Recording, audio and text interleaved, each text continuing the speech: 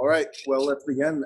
Good evening, everyone, and welcome to the final online lecture of our Spring 2020 online lecture series.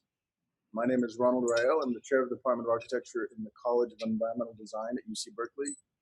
And tonight we have gathered a very special group of presenters to discuss the critical time that we are in, especially as it pertains to the present and future of the profession, and for our audience of young architecture graduates about to enter the profession, what it means for them at this critical moment in our lives. Our event tonight is co-hosted by AIA East Bay and with Devi Chaudhary, chair of AIA East Bay. Together we will moderate tonight's discussion. Devi? Hi, yeah, I'm the current board chair of the AIA East Bay. We're the local branch of the national organization, and we just support architects and architecture through education, advocacy, networking, and we try to highlight and promote design excellence through awards, speakers, and design tours. So I hope you'll join someday. Great, thank you, Devi. We are very grateful to have gathered a group of professionals tonight from a diverse range of practices, local and small offices to large international offices, as well as firms with environmental and planning expertise. My hope tonight is that they can share their experiences, we can learn, express our frustrations and ask questions, and maybe arrive at some pathways forward during a time of uncertainty. I will introduce the panelists, then each one will have an opportunity to talk about their work and how they're navigating the quarantine and the economic collapse. Then we will open a discussion prompted by some really great questions that were submitted by student groups within the Department of Architecture and the College of Environmental Design. The participating groups are AIAS Berkeley, the CED Students of Color, the Chicano Architecture Student Association, and the Graduate Architecture Student Union. The audience may also add questions to the chat, and we will do our best to bring them forward during the discussion session. You just click on the little chat button at the bottom of the screen, and you'll be able to submit them, and we'll take a look at them as the lecture goes on. Our panelists tonight are Tim Nystom, who's a sole practitioner with NYS Designs here in the Bay Area. Devi, who I introduced earlier, of Devi Dutta Architecture, a small firm with a housing focus. Janet Tam of Noll and Tam Architects. They are a medium-sized firm with a public and institutional focus. Nancy Keenan of Dahlin Group. They are a large firm with a range of diverse project types. Susi Maruzola of Siegel and Strain Architects, a firm whose work focuses on sustainability and the environment. And finally, Morten Jensen of JRDV Urban International, an office that works internationally and who has a planning focus. I also wanted to thank Mike Wilson, Executive Director of AIA East Bay, for helping co-organize tonight's event. I thank you all for joining this urgent discussion and welcome. We will begin with Tim Nystom. Tim? Thank you, Ronald. Appreciate it. Greetings, everyone, and good afternoon. First, I want to say congratulations to all the seniors out there and all the undergraduates that are about to embark on moving to the next chapter of their careers and their lives as professionals, and whether they go into architecture or some other avenue. I just want to say congratulations to all of you and good luck on your crits moving forward. I hope everyone's staying safe and healthy out there. Tags here in the Bay Area, and also a young business owner. I started my business about 2.5 years ago, and not the best of times to start the business, but we're also, everyone is having challenging times. So as a young business owner, I'm also embracing the same things that everybody else is. But the most of what I do is residential work in the East Bay and now in San Francisco. Next slide. And most of that's custom homes and accessory dwelling units that are happening around the East Bay, as well as up in Napa and in the Northern Bay Area. And most of that comes from just referrals from clients and people that I've gotten to know in the industry. Next slide. And in addition to that, there's residential alterations and additions that make the bulk of my work from the day to day. So that really is the bread and butter of my business, and keeps me busy. Next slide. So what I really wanted to pause on for a minute is to just kind of talk to the students and how I'm navigating through this uncertain time. And it first starts with creating diversity in my professional network. And I advise everyone out there that's moving on the next chapter of their lives to do the same thing. Most of my work comes from referrals, but nowadays it's actually coming from a whole team of people that I've been working with in the industry for the past 7 to 10 years. And it's anywhere from engineers, contractors, and developers to interior designers. And most recently in this time my work's come not from just referrals and clients and marketing, but from other team members that I've gotten to know through my career. Secondly, I just wanted to kind of focus and let everybody know to focus on themselves and being able to build your brand, as well as staying focused on things of your personal goals. So in my neighborhood and even myself, trying to tackle a lot of home projects now that we've got some time at home, and all my neighbors are doing landscaping projects. So, I encourage students to do the same thing, not necessarily building your home projects, but for your own personal gain in your portfolios. And maybe it's building a website, or maybe it's, honing on design sketching skills, or learning that program that you just didn't have the time to do while you're cramming for crits. This I think is a really great opportunity to focus on yourself, those extra hours that you have that maybe you're not, being able to go to a job or being able to visit people. Just, really hone your skills and build your brand as a student, because that will really help you on the next level as you move on to, whether it's architecture is, that's available as you graduate, or even to the next layer in your educational background and in your profession as you move forward. So just keep those things in mind. It's really about building your own brand right now, and moving and helping yourself move on to the next layer. And next slide. And to do that, I've been part of the AIA East Bay for 5 years now, and I'm the chair of the Young Architects and Emerging Professionals Committee. And just want to do a quick plug, because I think there's a lot of programs out there for young architects and graduates that are coming out of school in the summertime that can really help to get you connected with professionals in the industry, so that you don't have to have just a blind leap out into the profession. Really use the AIA East Bay as a resource to connect with people that are in the industry and are making it work in these challenging times now. And so keep posted, look at our calendar. We've got a lot of events coming up that could really help you out in the future. Thanks. And Devi, on to you.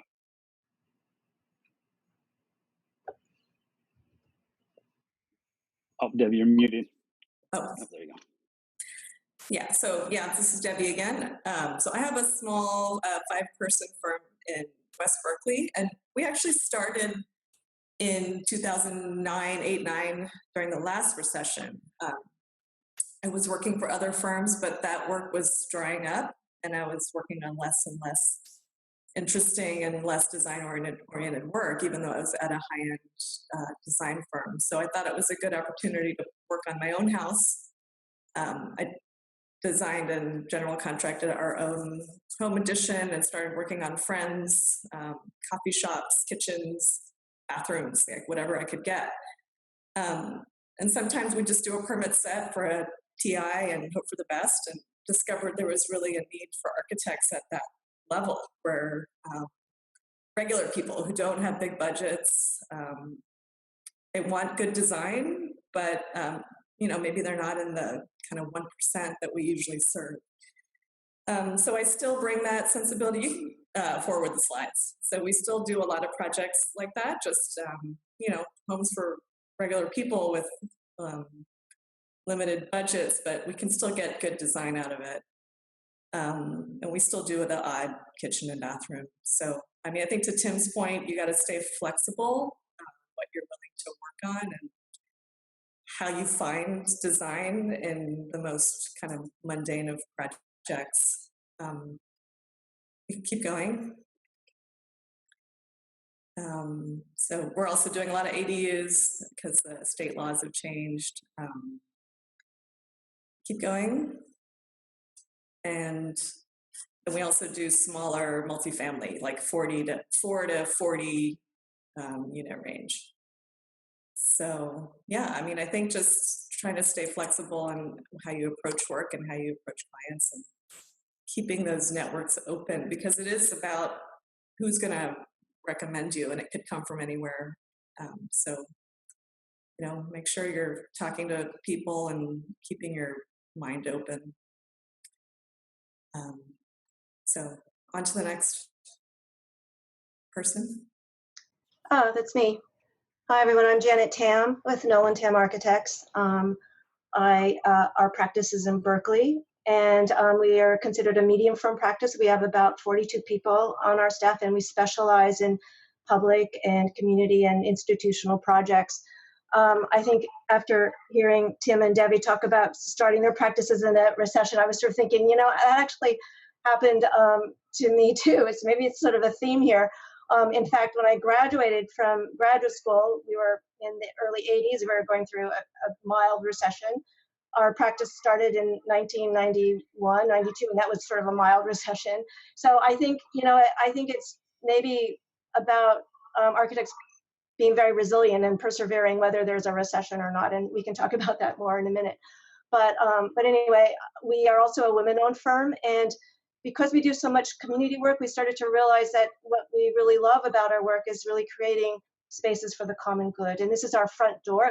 It was our front door for 27 years, and just last year we moved around to create a new front door. But this is what our office looks like. It's very non-corporate. Next, Mike. So these are some examples of our work. We have sort of a funny saying in our office that we actually specialize widely, even though these are all public projects. We have a real breadth, I'd say, of projects from animal care to higher ed to mostly community projects. And so the middle project is the Hayward Main Library, which just opened recently in here. It's a new building. That project actually started in the 2008 recession, and it's just now completing. So again, architecture is very patient. You have to kind of hang in there. The project on the right, the Oakland Zoo, California, we're pretty proud of it. I think it's the only community project that has a gondola, like a ski lift that goes into it if you've been to it. And that's another important thing about having a practice, our repeat clients. The Oakland Zoo client has been our client for about almost the duration of our practice, about 25 years, and they've been almost a patron to us. And then the Half Moon Bay project, which is on the far side, is, again, it shows that one of our specialties in community projects are libraries, and we just recently, last year, got, or maybe it's 2 years now, got a national AIA award for it, so we're quite proud of it. But I think what we love about doing libraries is actually, if you talk about a resilient building type, which is maybe what we'll get into today, it's one of the few institutions I think that has really morphed and evolved through time to still remain relevant, even more so now than ever before. Next. And so this is just another example of our community work, which always includes facilitating a community process, engaging users, engaging all of the stakeholders. And this is a project in downtown Berkeley. It was an adaptive reuse.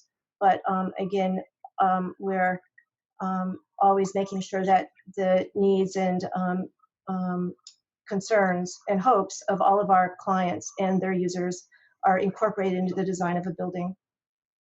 Next.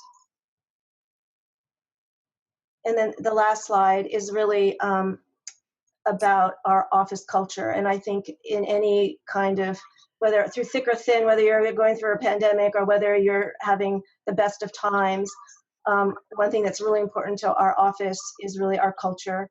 And the label you see on the right is something we recently received.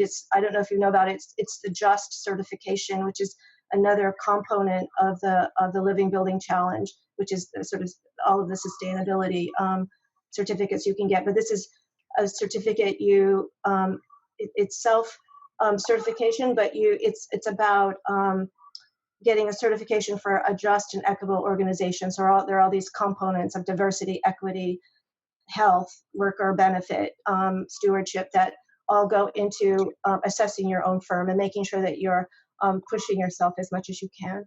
And then, of course, maybe some of you recognize this. Everyone's doing Zoom now. The image on the top is our office Christmas party where we're all there in person. And now we're all in our Zoom rooms, but we're still feel pretty connected to each other. And whether we're in person or whether we're in a sort of remote working situation, we feel pretty lucky that we are quite cohesive. So anyway, that's Noll and Tam.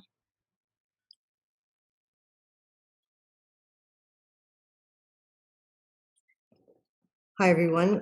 I'm Nancy Keenan from Dahlin Group Architecture Planning, and though we're referred to as a large firm, we're about 150 people. I think of us more as medium-sized firm. I wanted to say that, you know, we heard from the others a little bit about recessions, and it definitely is something, the cyclical nature of our industry is something I think we do all get used to a little, or maybe don't get used to over time. But I hope today we're able to reassure everybody here a little bit that it is something that we try to build our practices to be able to weather these sorts of things over time. Also, I wanted to congratulate Janet on the JUST certification. That's a very impressive certificate, and that's not an easy thing to accomplish. Congratulations. We have offices our corporate office is in the East Bay in Pleasanton. We also have a design studio office in Oakland, as well as offices in San Diego, Irvine, Bellevue, Washington, and then 2 offices in China, Shanghai and Beijing, that were both formed during the last recession, and that was the way our diversity carried us through a lot of work in China for several years. Next slide. We have currently about 130 people in the US offices and approximately 30 people working in China. We were established over 40 years ago by Doug Dahlin. We're now owned by a diverse group of shareholders, as well as 30% of our company is owned by an employee stock ownership plan, an ESOP plan. We sold into the ESOP a few years ago, and we intend to continue increasing our employee ownership. Next slide. As I said, we're a very diverse practice. We work in multiple market sectors across all of our offices. About 80% of our work, our projects are residential based. The DNA of the company was working with home builders and single family detached homes. We've grown over the last several years to do more apartments, and as well as started doing a lot of work with affordable housing developers. That's been really important for us recently, not only because it gives a lot of us, there's a very good sense of purpose that comes out of designing affordable housing and housing for the transitionally homeless community. What's also been a bit of a interesting benefit is over the last several months, from the very beginning of shelter in place, the construction of affordable housing was considered an essential service. So that meant that our clients were able to continue construction. We were able to continue working. We've been quite busy. They've been starting a number of new projects. It's where the idea of expanding what we do has benefited us, because some of our other sectors of work have started to slow down quite a bit. So it's been able, luckily for us, to also keep our teams busy through this time. Next slide, please. And I don't expect everybody can read these next 2 slides, but one of the things I wanted to point out, and I hope to share this with everybody later, is I had asked some of our seasoned professionals what kind of advice they might pass along to the students. And the number of emails and pieces of advice I got from everybody was really heartwarming. I'd love to share it with you. What I think mostly you might want to know is that there are professionals out there who really would love to talk with you, give you encouragement, reassurance, help you, guide you in many different ways with how you take your career from here. It ranged from everything from the very practical of get started with your AXP and studying for exams, to staying exuberant about innovation and continued learning because we need you. Next slide.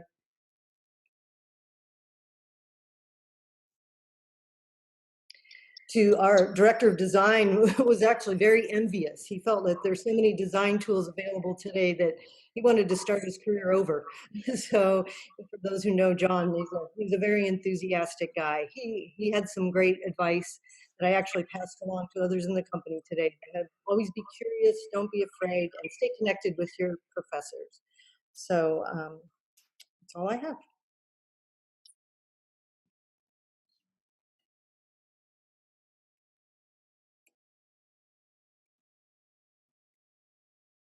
Hi, everybody. Thank you, Nancy. That was great. And the hearing, I too asked the young people in our firm what advice they might offer, and it is inspiring.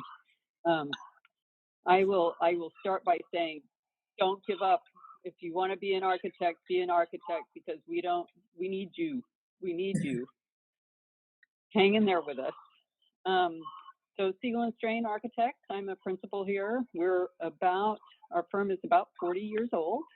And since the last couple of years, we're a women-owned firm. We're still a 20-person firm. We all graduated at Cal, go Bears, Davis, Cal Poly, CCA, Academy of Art University, U of O. We're still headquartered in Emeryville. And now we have satellite offices in Berkeley, El Cerrito, Albany, Richmond, Antioch. You get the point. We have one person who's actually working from her parents' home in San Luis Obispo. Next slide. So we've, as a group, attended college, university. We all live in the Bay Area. I think, well, we can hold on to that one. And my point here is we are you. We are you 5 years ago, 10 years ago, 15 years ago. And I'll go out on a limb here and say, we're gonna survive this as an architect and as a member of this profession. And just like as people have mentioned, we survived the Great Recession. We survived post 9/11 dip. We survived the early 90s downturn when Janet was out there trying to start a firm. And it's true that as architects and builders, we're among the first to feel the effects of an economic downturn. And it's also true that you have to have resiliency as part of your being, your spirit, and of your business and of your business plan. The way we've done that over the years is we've diversified. We've forged long-term relationships, things that you've heard from Janet and others. And here recently, and as we did in the previous recession, and we do in between, we keep a close eye on our billings. We keep a close eye on how we're managing folks. We do we're a 20-person firm. We do a lot of small projects, and that means we have to pay very close attention to how we manage people and what they're working on, and making sure that we're all staying busy and productive and working on behalf of our clients. In these times, we've also paid close attention to what's available at a state and a federal level for small business programs. I would say another aspect of our resiliency strategy has been to stay true to our core values, because these have informed everything that we do. They drive us to care about what we build and how we build it, how we inhabit the environment, how we steward it, how we care for it. Our values remind us to put people and communities and equity at the center of every place and space and buildings that we plan and design. They compel us also to stay in learning mode, be curious, stay connected, collaborate, and share that knowledge with one another, with our coworkers, with clients, colleagues, and of course, the young people who work in our office and everybody in between. Next slide.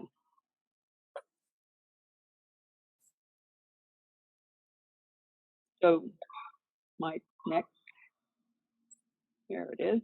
Over the last, I would say, number of years, I've been here for 15 or so years, and most certainly since the last recession, this approach, staying true to who we are and what we do and what we care about, what we're passionate about, has provided us with a very steady yet varied diet of work for mission-driven organizations, for municipalities, for government agencies that share these values.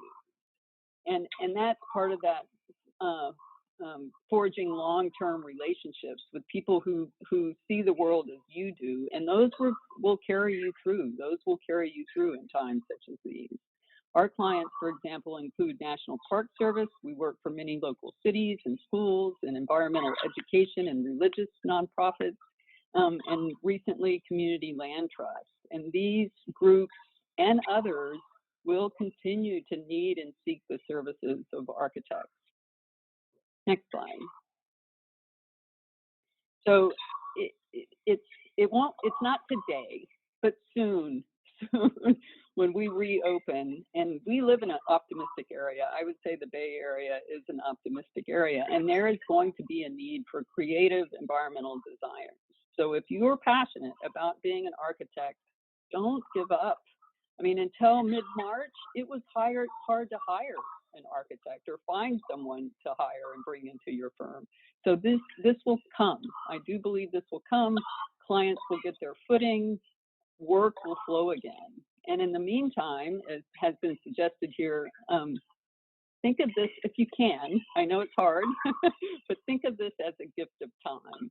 And to expand on some of the points that have been made here, stay connected, focus on goals and values, be open-minded, curious, nimble, practice creative problem solving. And I think a word that we'll hear more and more in the days to come is regenerative. We'll need to be creative and generate ideas as opposed to being responsive or reflective. And finally, I would say invest in you, as people have said. Learn more about the things you care about and help yourself be prepared to integrate yourself into the profession. And we'll talk about this more later, but I do have a million things that you could start looking into. Some of them have been mentioned here already. And one thing that hasn't been, though, is to be informed. Check in with BIA. Frequent the AIA chapters in the AIA local chapter and the California chapter websites. Read the local business section. Read real estate and construction news, because I think, and flip through the Architects newspaper is another great source, because this will give you more of a context of what's going on, and will be it'll be great information for what's to come. And I do think that we have an opportunity here to really help students, because there is, I worry about the lost generation. We saw that after the Great Recession, and I would love to do everything I can to avoid the lost generation again. But there is an opportunity here, I would say, for the AIA and the CES and the other schools of architecture that are graduating students to help form a bridge between academics and the workplace during this time. So Mike, we'll talk about this. And in closing, I'll just say, we'll get through this. And my hope is we'll learn from this, and we'll learn to focus on what matters, a value reset of sorts, if you will. And hopefully we'll be able to collectively make a difference for the better at a local, a regional, a global, and an environmental level. So on to you, Morten. Yes, hi, this is Morten. Can people hear me? Yes. Yes, good. Thank you. Well, that was very inspirational, Susi, and to all the other speakers. It's a real honor to be part of this panel tonight. And I think I will, maybe I'll tell you a little bit about myself personally. And I think someone said today that I am you. I am you about 40 years ago. I graduated from Worcester Hall in 1981. I think the same year that Janet graduated. And I can tell you, I was a very, very lucky person. It was wonderful to be in Worcester. It was a confusing time, but out of that confusion, you learned so much about life and people that it gave you incredible skills that I think all of you should have a lot of confidence of.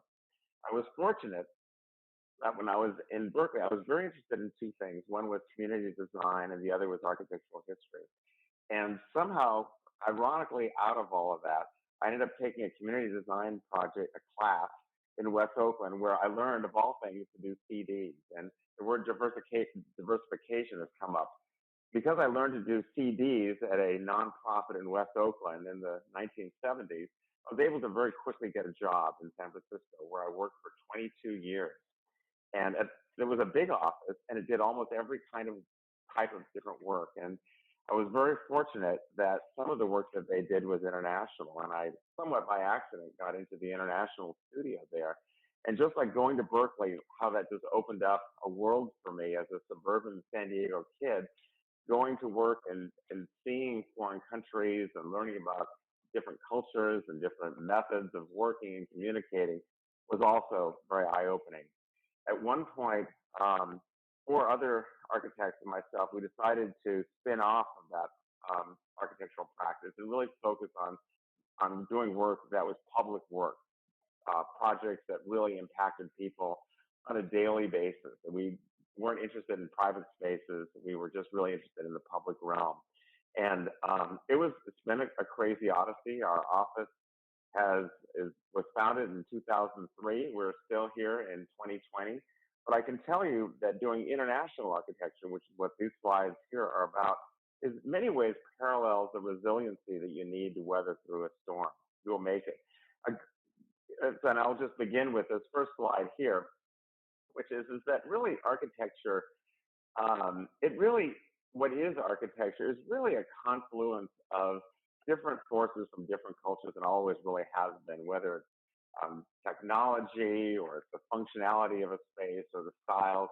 What you're seeing here is one of our projects in Shanghai. By the way, we have offices in downtown Oakland and in Shanghai. It's part of its Western, part of its Eastern. Technologies have come from all kinds of places.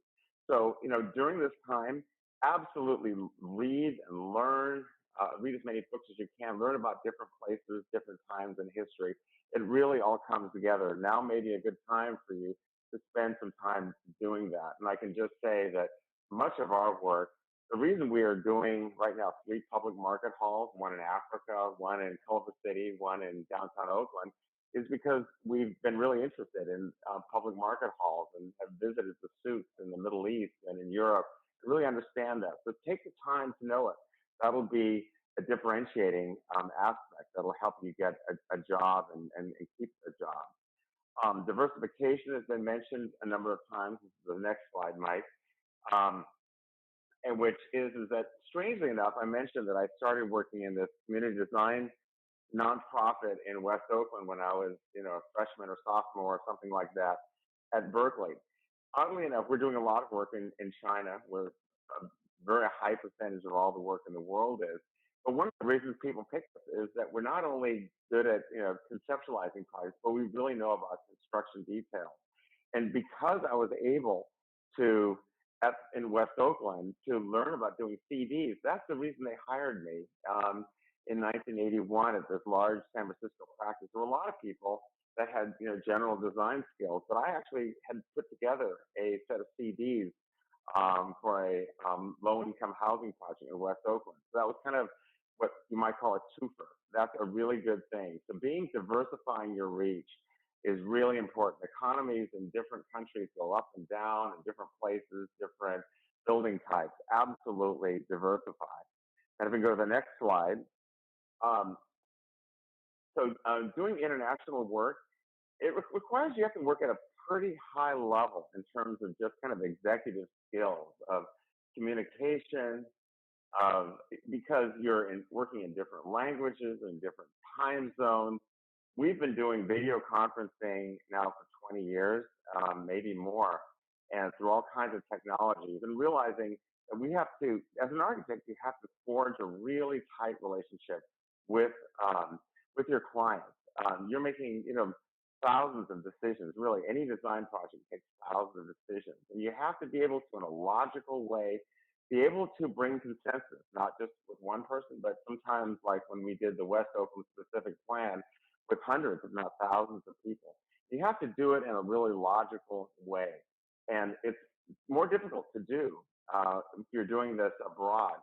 And if you can work abroad and you're good at it, you'll do really well in times like this, in this pandemic, as our office really wasn't particularly hard for us to move everyone going home, because we've kind of always been working that way. And then if we go to the last slide, and that is, I would say that all of you, particularly those tuning in here from Berkeley who are Berkeley students or recent alumni, you have a huge advantage in many ways. You're already global citizens. One of our staff persons mentioned to me earlier this week, as we were concerned about H-1B, about half our office is on H-1B, that because of the pandemic, we'd have to be sent back if there was a problem and so forth, which there's not going to be. But part of it, she told me, was that she really wanted to always come to Berkeley because she really saw it as a lighthouse of collaboration and of participating in an international forum. And that's really something that, being from Berkeley, being in the East Bay, and it's something we almost take for granted, but it gives us enormous strength because the world is very quickly becoming very globalized, and all professions are globalized, and architecture is one puzzle piece of it. But our ability in the East Bay of studying with people from all over the world, working with people from all over the world, has given us extraordinary strength that all of you have, and should give you all great optimism as you pursue your careers. So that's kind of it from me, from JRDV, from downtown Oakland. I'll pass it on to the next person. I believe I'm the next person. Hey. Thank you all. That was really insightful and inspiring to hear your experiences at different levels of your career and different phases of your career, and I took a lot from that. I have a list of pretty amazing questions from the students. So maybe I would start from the big picture and move specific. Devi, Janet, Nancy, and Susi all mentioned the financial crisis of 2007 and 2008. And so maybe we'll start there with Devi, Janet, Nancy, and Susi just to begin. How did your firms get through the financial crisis, and what kind of opportunities and lessons came out of 2008 for firms and practitioners? And I'll add to that, and for your employees. Let's start with Devi.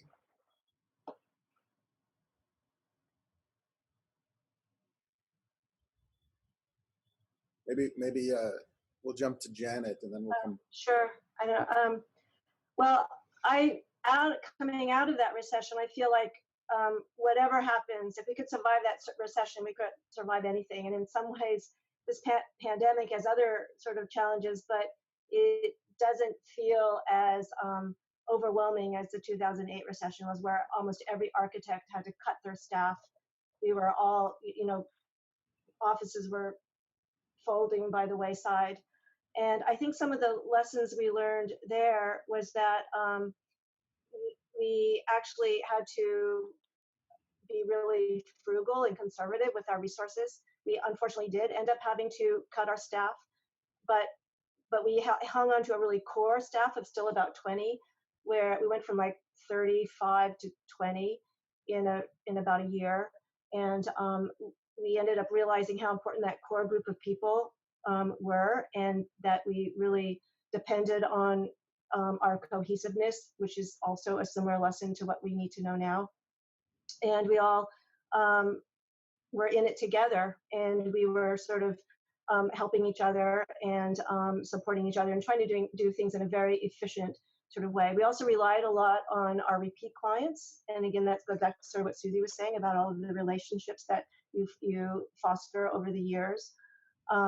We were also lucky because in the public sector, we lagged behind in terms of being affected. We were affected at some point, but it wasn't as early as some of the private architects. And I think in the end, again, Susi, what you said really resonates. It's not, you actually hang on even more to your identity and to your values, and so that they kind of get you through the hard times. So, and you remain humble, and you take those small jobs if you need to take them, and you, I know there is a silver lining when you get through it all. So we feel quite proud to have gone through it. That's really interesting to hear your optimism and the comparison. Nancy, do you want to? Sure. As the recession has had an impact on so many of us because it was so much deeper than others we've gone through, and before that, we as a company were not as diverse. We actually were heavily based in the home builder world and some of the offshoots of that, including land planning and some of our community commercial work. We were very lucky when the recession started here in the US, as things were contracting very quickly here, things were growing very rapidly in China, where they had just started really opening up to Western design and needed Western designers. And we had just, very fortunately, one of our folks had just moved over there and opened an office in Beijing.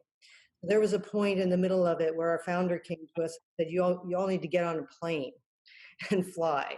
And we did, and we started working in China. We had to learn entirely new skills in some cases. That's where SketchUp became a very important part of our business. It was very design forward. We became quite good at it. And I think at the time, not many firms were using SketchUp as much as they are today, but it is carried forward in a way where it's very integrated. I highly recommend learning pretty strong skills in SketchUp to be employable as it is. During that recession, we actually were hiring and we grew. Because of the work in China, we were very busy, and a lot of people who were being let go from other firms, we were able to pick up and hire. And we're pretty proud of the fact that we were able to do that. And when we came out of it, when things started to flip the other direction, actually as the Chinese economy started dropping and things were picking up here, one of the main lessons we learned was about the diversity. And so since then, we've purchased another small architectural firm in San Diego that has diversified us into healthcare, K-12 education. We recently have brought on interior designers.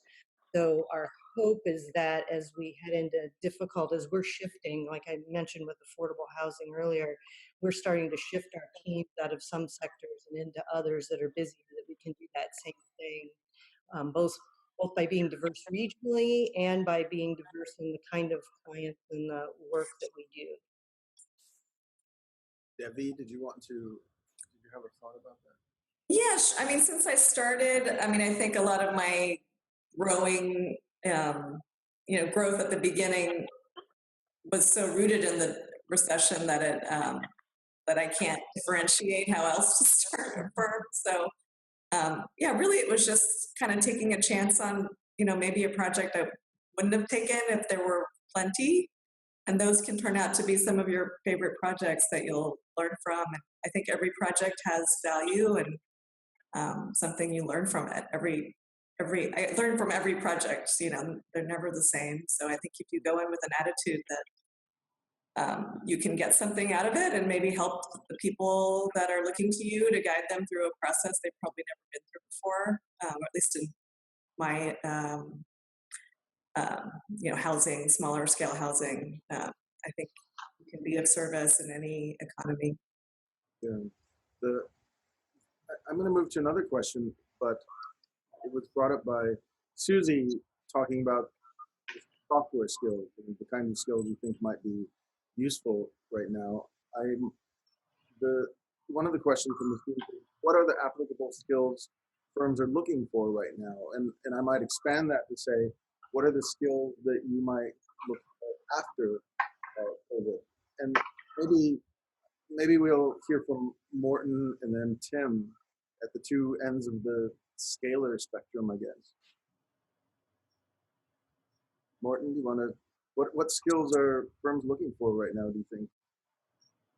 Yeah, so, I'll say just from our office, when we hire people, most people come to our office, they come actually as their first job, and they generally stay for a really long time. And I really don't like when people leave. because in some ways I think we're looking more at the person than really of any specific skills. As Nancy mentioned, we do a lot of SketchUp, but I think we've trained every single person in SketchUp. They've all learned at our office.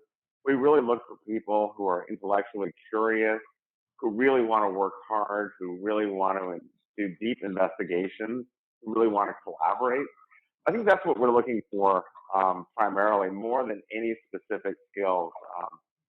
We really want to grow the person, and we want the person to grow within our office. But we just want people, and I think the kinds of skills that people from Berkeley bring are what we really look for. I think Berkeley is not known as a school, I hope I'm not stepping on any toes, that necessarily teaches you the way other schools, you know, a how to paint by numbers way of doing architecture. It's really trying to teach you to think, to be a better person. And I think that's what we're looking for long-term commitment. I hope that was an okay answer. That was great. It's great because we have great people at Berkeley, great students. So yeah, I think the skills can be learned, but the character is something that has to really grow. Tim, what are your thoughts about that? Yeah, I think Morten really started to speak to that quite a bit, and just to develop skills as a person, you know, not just necessarily architecture or one specific technology, because each firm has its own software base or technology base that they're using, and it may not be the software that you're using at the moment. And honestly, as a sole proprietor, I got to know everything about the trades. It seems like, accounting or how to build a website or construction. So, I think if you're going to build a skill, it's really just the passion for architecture and the passion for what you want to do. And that, I think, translates well into to the next step that you want to go into your career. And if you could really just find as one skill set, it's just to be happy with yourself and to find the passion for architecture, whatever avenue of architecture you end up going into. And I think that translates well into the next firm, or maybe even your own firm. And communication skills, I think, is always going to be a priority for a lot of firms that are out there. Someone that really knows how to be honest and open with their design skills and what they really have to bring to the table. So communication skills for me has always been something that is at the forefront of delivering proposals, or even bad news to clients or good news to clients and contractors. It's just, something that's going to translate well across just every aspect of life, I would say. It was Nancy that mentioned the skill, but I wonder, maybe I'll toss this to Susi, if there, or anyone who can do it first, are there technical skills that you think are important right now? I think you're on mute. Susi. No. Can you hear me? Yes. Okay, I'll go again. I think that in terms of technical skills, as a smaller firm, we often love it when people can come in and have a little more skill than not, just because we run a tighter ship than a bigger firm. So we always love it if somebody comes in with SketchUp. One of the things we realized that happened to us post the last recession is we went to Revit, which we went to BIM, which we hadn't been before the recession. So I think there are, for some firms, it is, sure, be curious, practice storytelling. There's all those things, but from a technical side, if you can, we do environmental and sustainable design, there's this the other thing that's happened is since the last recession, it seems like there's endless programs out there for high performing envelopes, for daylighting, for climate sensitive design. And I think just being aware of those and understanding what the opportunities are out there, the whole Ladybug series, for example, is a great conceptual design tool that would be great to be familiar with. Be familiar with what the opportunities are out there. If you could take a little bit of time and get your hands on a working drawing set and understand, just not to create a working drawing set out of a project that you have, but just to actually flip through one. Be curious about that. Be curious about the tools of our trade, and I think that would help you when you get into a firm. What was the term you used before, Tim? Prepare yourself to be integrated into the profession a little better. But there are definitely SketchUp. I mean, my spouse, we're 60, and my spouse has taken this time to learn. He's an architect, and to learn SketchUp. so I mean, there these. Yeah, think about that for a minute. But I think that having some familiarity with the tools that are available and that are coming online are important. Visualization has come huge leaps and bounds in the last 10 years. And I think knowing what those are would be helpful to a firm like ours, where we love it when people come in with some familiarity.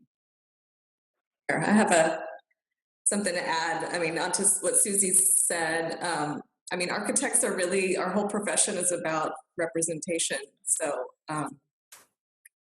we're not actually building anything. We're setting up the stage so someone else can build it. So being clear and being able to convey information is what we do. So I think that's a big skill that I'd like to see. Like I actually look at people's resume layouts. Are they clear? Like, do they know how to put a page together? I think that's a skill that you need throughout your profession, conveying information to other people. So yeah, software is always important. I think you need to know the big ones that firms use. SketchUp is really useful. Although now with Revit, you can do, SketchUp-y kind of things in Revit too. So, I mean, it's always changing. Devi, I was going to say exactly the same thing, that what is so important when we hire somebody, I always check to see if they know how to write, and even, something like a set of meeting notes, because it tells you how someone thinks. It also is a really good sort of teaching tool, because it's a way for you to understand what that person got, and then you could respond to it and help them learn. And then, as you say, a resume is also a perfect sort of, it's your first impression of somebody. So those things are actually, for all the students who are listening now, I think that's a really great comment.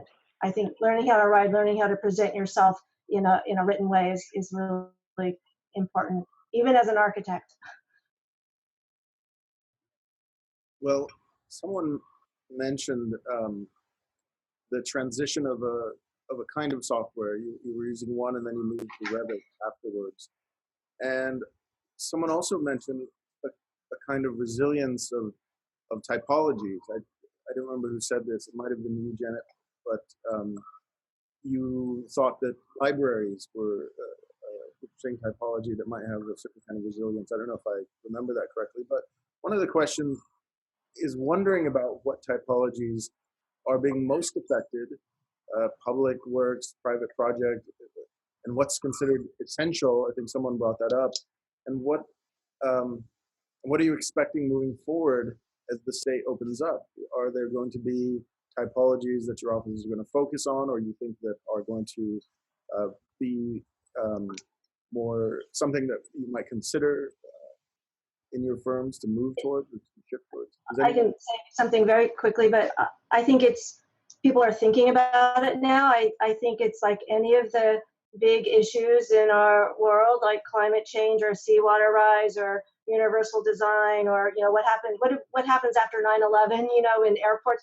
I think a lot of really good minds that are going to be put on it. I think some of the things I see right now, obviously, our work environment, and how do we, like, when we go back, we're probably going to go back and practice cohorts. We're going to go a few at a time and spaced, and we're probably not going to use our collaborative spaces. So how that morphs into something more permanent, or whether people are going to have the option of doing both, I think that's probably going to happen. It's really accelerated change a whole lot faster than we would have ever expected. And we have a client at UC Berkeley, actually, who we're designing a a renovation for some classrooms for the engineering school. And when we had our first meeting since the pandemic shelter in place, they said, well, now that this has happened, we want to be sure every classroom has distance learning so that we are outfitting everything with really state-of-the-art AV.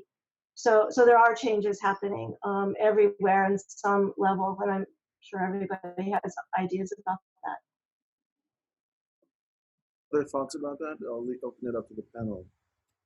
I'll jump in there. Actually, San Francisco Business Times had an article that came out today on the changing office environment and how many of us are having to really rethink what it's like. Your idea, Janet, of coming back in cohorts is very similar.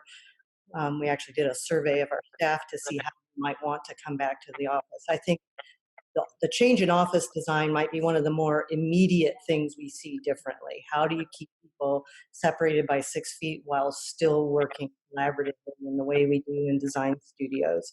There's a lot of different questions. I don't know if we all have the answers. In terms of things that, we personally, maybe because we're so vested in the housing industry, we still have a housing shortage in the area and a lot of other places on the West Coast. And so we really feel like that isn't going to go away. And I think if there was a takeaway for students is knowing that architecture is an essential service too. Architects will be needed. I'm hoping that one of the things that comes out of every recession, something big happens. Maybe one of the things that comes out of this is that the value of design is appreciated even more. They really need the kind of thinking that all of us do in order to come up with the solutions to all these different challenges that are happening. So let's hope that's recognized as we come out of this for sure. Very interesting side note is we actually have a couple of entertainment venues that were under design when this happened. Boy, are they really rethinking. How are you going to have a concert? So those kinds of things are really, I don't think anybody's really starting to solve them yet because we don't need to in the way we do homes and offices. But there's some other much bigger questions around that'll happen. I think we'll see some adaptive reuse. I think we will see more people working remotely, and that might change the downtown office facilities. I think business owners and building owners are figuring out, oh, wow, we transitioned to remote work overnight and quickly. And do I really need this much square footage? Do I really need this much space for that? And so, there's a need for housing. Is there a mix and match there? Can some of these existing buildings be converted from a business use to a residential use, or something that acknowledges the fact that I think we're going to see a lot more work at home. I think IKEA is going to come up with a new work at home station that we can all buy for an affordable price. But I think remote working is going to be something that comes out of this that will change the landscape of some offices and use of those buildings. Morten had a thought also. Yeah, I would think maybe I don't know if it's quite a contrarian view on it. I think a lot of people, and I agree, that the pandemic, what it's doing is it's accelerating a lot of patterns that had already been happening before. People, instead of going to physical stores, were shopping online. The technology of Zoom or Ring Central, what we're using now, was already bringing people home. But I have to say that I think overall it's something I feel we need to resist as architects. I think, a parallel is when the car happened. Think of what happened to cities all over the world and how suddenly most of the public space got paved and the suburbs were created.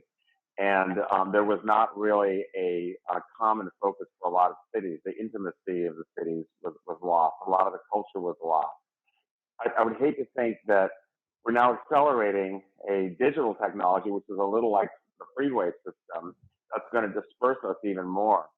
And not to sound too cataclysmic, but there's a beautiful book forgot the name of the author. It's written by a Syrian woman architect who talks about how Syria became a place that, as everyone knows, has had an enormous civil war, and so many people have died, and so much culture has been destroyed.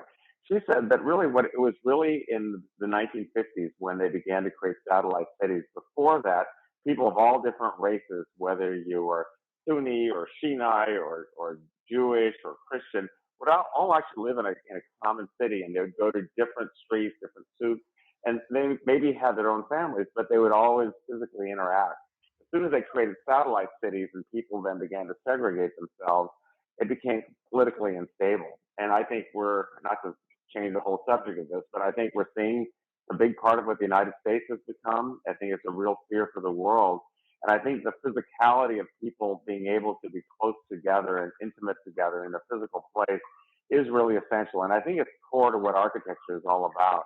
I know there's enormous technological forces against it, but it's something that I feel as an architect I would like to resist.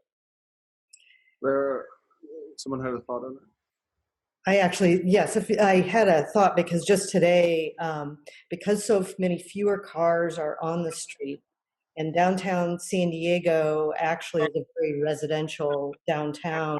There's a push right now to start closing off some of the streets downtown so that people can walk in the street again and have some social distancing and push the cars out of the downtown. So what you were talking about, Morten, was making me think that maybe there are some things about this that might actually recreate our urban fabric in a way that is what we as architects would have liked to see for some time. You know, I don't think it's an issue of either or. It's not going to be this or that. It's going to be this and that in the ways hopefully are more appropriate for whatever task we're doing. But we are social. I don't see how that's going to change. And I agree that, you know, things are going to adjust so that that can still happen. I hope they do too. There is a question, and we've already been talking about it, but how related is the spread of the pandemic to city planning and how people are organized in space? There's a related question about how can architects begin to think about design with such a phenomenon? And what is the connection between public health and architecture? We're talking about it a little bit, but that gets a little bit more specific. Any thoughts on continuing that along those lines? I'd be happy to jump in. I mean, cities have had pandemics for a long time. This is not a new thing. And actually, in the early parts of the United States, part of the reason that people went to rural areas was that they were afraid of malaria. You know, go back to London in Dickens' times. You know, there were the plague. There were horrible diseases. But cities did figure out a way of overcoming them. And in spite of that, you know, people did come to the cities and did live close together. I feel that this will pass, that we will have a vaccine. And just like, you know, I live in the Oakland Hills in the fire area. We were worried about a fire last year. Now we're not even thinking about that anymore. I think people have short attention spans. In the Bay Area, all of us are, you know, there could be an earthquake any minute. But we deal with that and we move on. And the reason that we want to be together is really, really powerful. And I think it's going to overcome it. And we need to do the types of things that will insulate us, just like, you know, cities have done in the past, so that we can continue to be social and live together, be on mass transit, and work and shop and live and socialize. Interesting that you talked about the closure of the streets, and that's happening here in Oakland as well.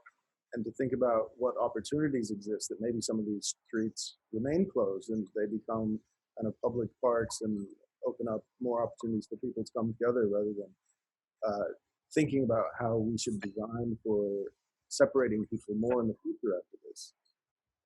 There's a related thought that I had in here, which was about typologies.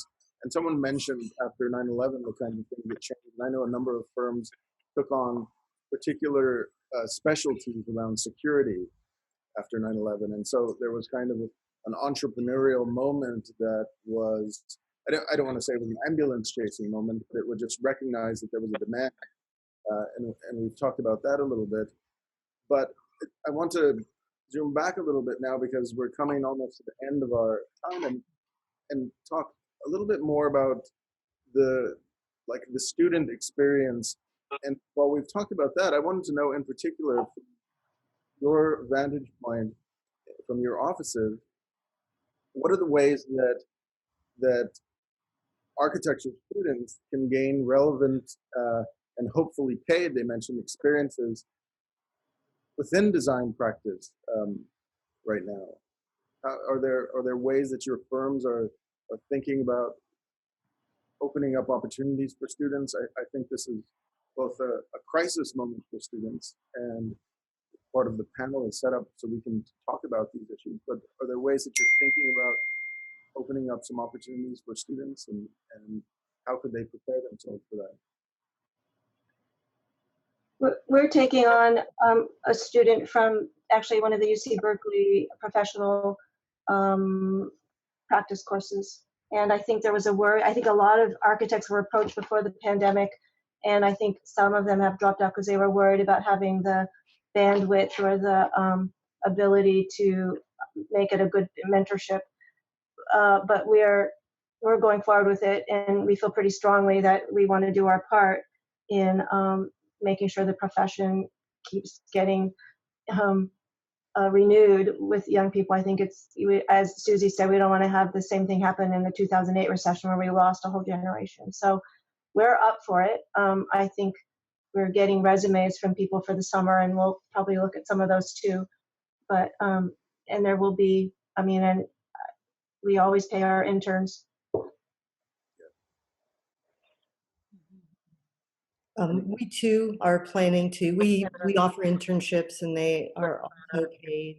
We did offer internships all through the last recession as well, and our intent is to continue offering summer internships and to hire new grads at this time. It may be a later start date because it's more difficult to start when we're all working from home, but again, we feel the same way, that we don't want to lose touch with continuing. It was a very tight hiring market in January.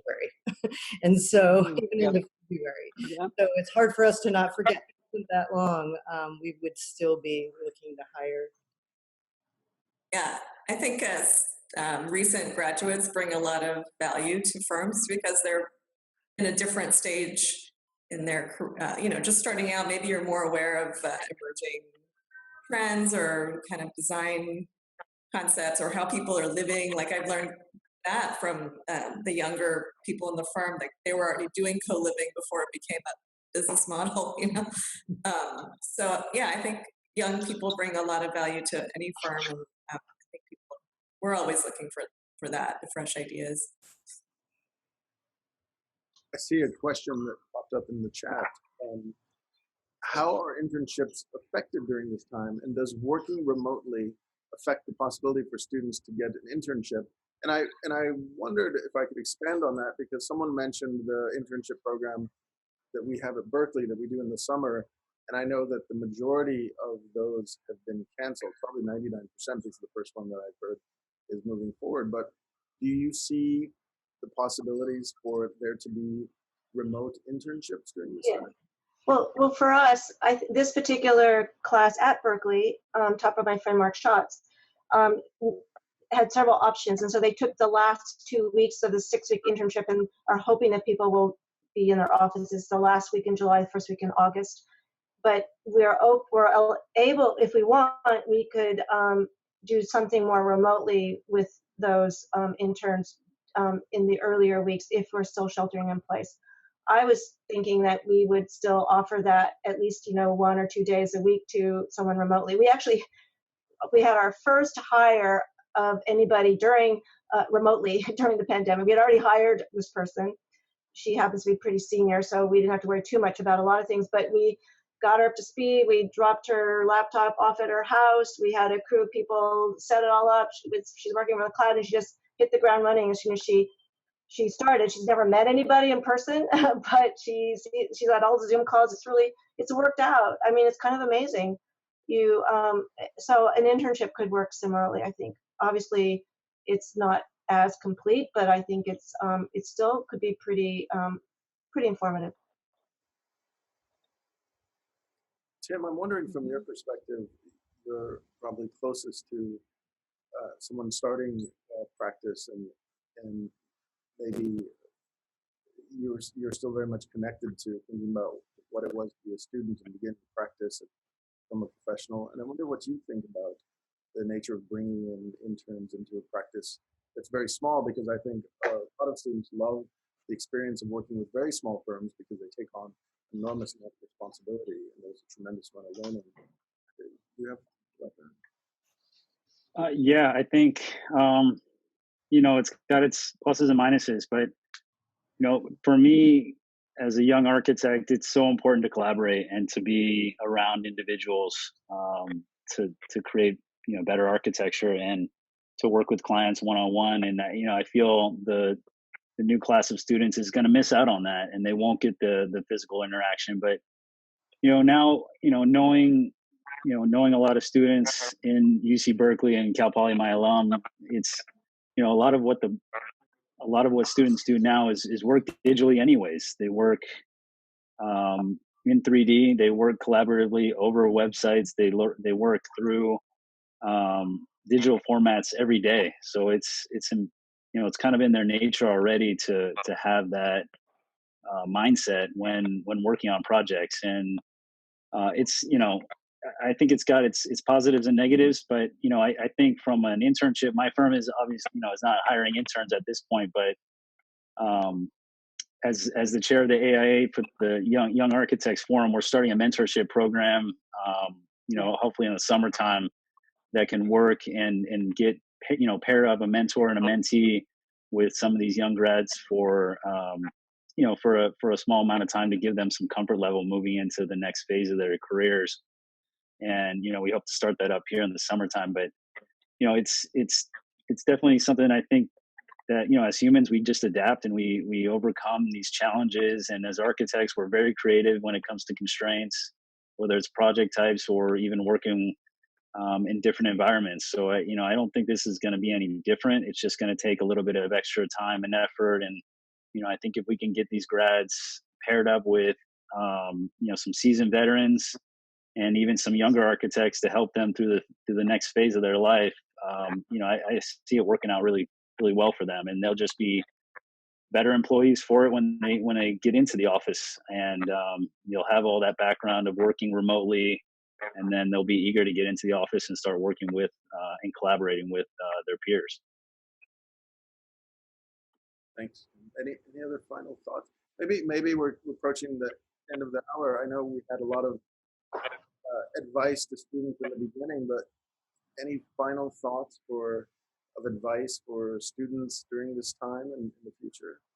Maybe I'll ask each one of you to chime in. And Devi, you want to start? We'll go down the list.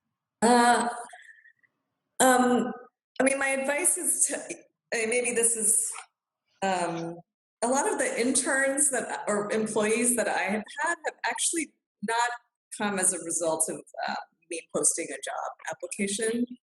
It'll just be somebody who's reached out and has interest in the office or the type of work or something.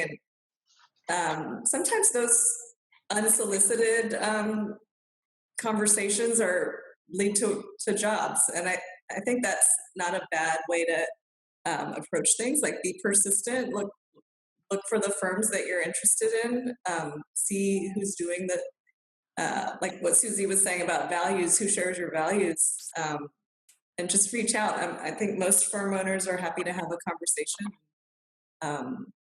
maybe have their finger on the pulse of what's going on in those firms and industries.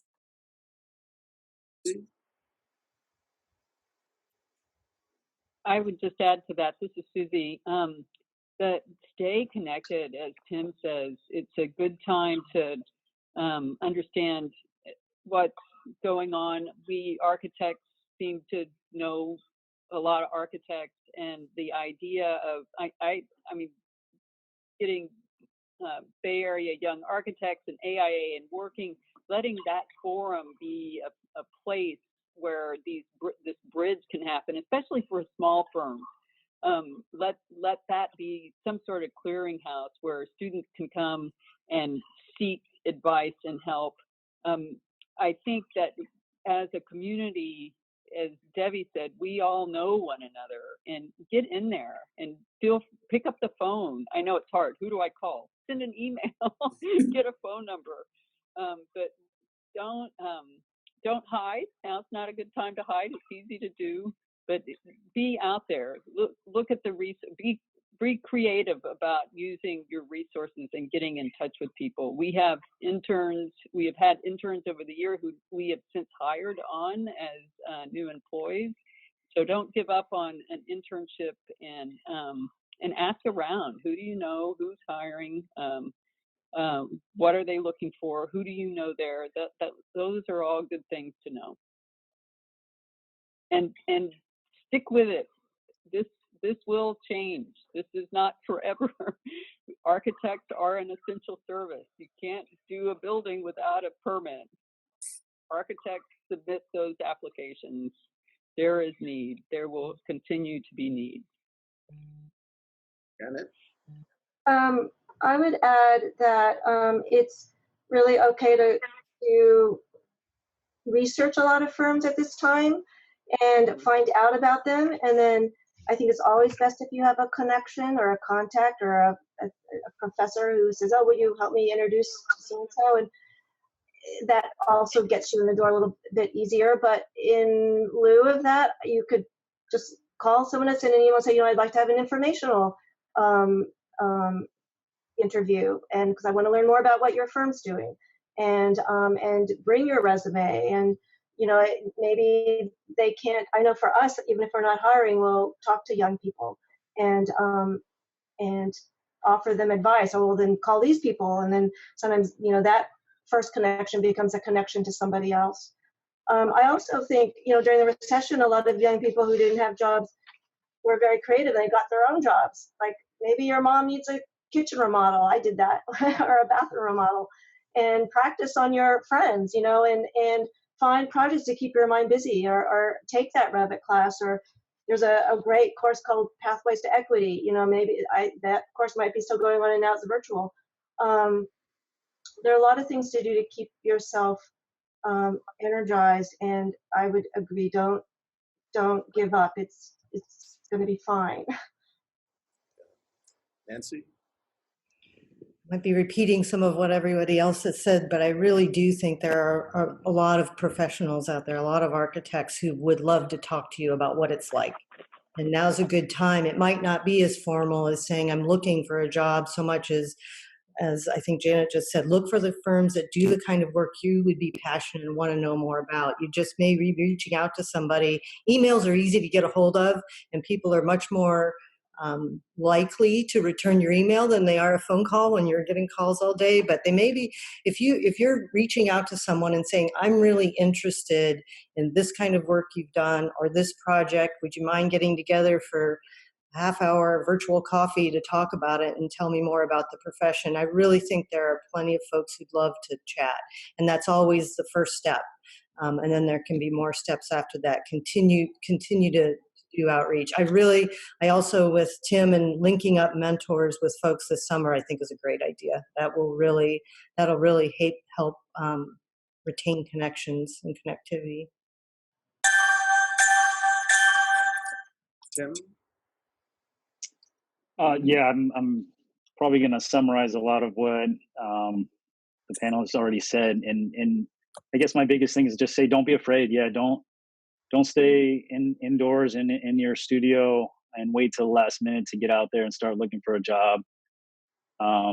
Start talking now, and even if the opportunity isn't to start a job right away, at least you'll be in line, or at least you'll be at the forefront of these firm owners, and they'll remember you. And when the time is right, they'll give you a call. And maybe just like Janet said, now's maybe an opportunity to build your brand and work on a project on your own. Or maybe you have a team member or somebody in your studio that that has a potential client or a comment or a connection that you can help out with, and that could easily just lead into another stepping stone that could get you to maybe, you know, starting your own firm or a partnership with somebody just for the time being in order to get through this uncertain time. Because, you know, like Morten said, we will get out of this. You know, it will be, you know, we will be looking at you know, some sort of normalcy in the future, whether it's exactly what we had before. But don't be afraid. Continue to make those connections physically, digitally, you know, online, and just yeah, don't stay indoors. Just digitally be out there and represent yourself and build your brand. Thanks. Morten, you have the last word. Oh, wow. I'll reiterate and echo a couple things that different people said. Tim was talking before about how architects really are very accustomed to working with constraints and problem solving. I think, you know, compared to all the other professions that are taught at Berkeley, in some ways we're kind of unique in that we're problem solvers. We are always trying to figure out how to swim to the other side and look at all the problems and make lemonade out of lemons. And so I think that's a really good thing that all of you should feel very, in a way, confident about, that problem solving, and this is a new problem, we'll be able to get through it. And I'd also like, I think, particularly to echo, I think, something Nancy said, which is that when you approach someone, we get a lot of resumes, a lot of contacts from people. What we really respond to is when people take the effort to really learn a little bit about us and try to come to us kind of one-on-one. When we get resumes that are a blast that they're sending to thousands of different firms, you know, I'm not that interested. Yeah, it's whatever it is. But if you're, you know, as a prospective person who can work in our office or be associated with us in some way, it makes a big difference if you actually go through the trouble of trying to research who we are, what are our interests, what we've done, what we might need help with, that sort of thing. And then it's a one-on-one type of thing. That really would make you stand out. And maybe a third point I would make that someone else I think I made before, and several people did, was try to find life mentors. I was very fortunate when I was young to meet up with a few people that were kind of lifelong mentors that would kind of take me under the shoulder. Maybe I didn't work for them, but they became people that I could always rely on, and have taught me a lot of different things, being older and further down kind of the path of their careers. Great. I think that's what I have for now. Yeah, that was a really great way to wrap up. I can't tell you how valuable this was for so many reasons. You not only brought such optimism to this, to suggest, like, you know, this is nothing compared to the recession and the financial crisis in 2008. This is actually nothing. We're going to get through this. That's so great. But also the humanity you bring to your practice and to your way of thinking about the world and your desire to engage with young architects as well. So I want to thank you so much for this. It was really, I found it super valuable, and I hope the students do as well. We did have a little bit of trouble with the streaming. It was spotty, but we recorded it, and so we're going to put it up on our website, so that I think this is so useful that it will have much broader implications beyond just Worcester Hall, but maybe throughout the entire country. So thank you all very much for participating in this. Thank you. Thank you. For inviting us. Thank you. Thank you. Thanks, everyone. Good luck with your crits. All right. Stop by. There's a Zoom link, and everyone can join the reviews, or at least watch the reviews. So if you look on our website, you'll find ways to come in. You might see some great student work, and maybe you can reach out to them and find out who they are. Sounds good. Great. All right. We'll share that with members.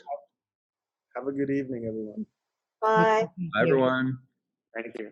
Bye-bye.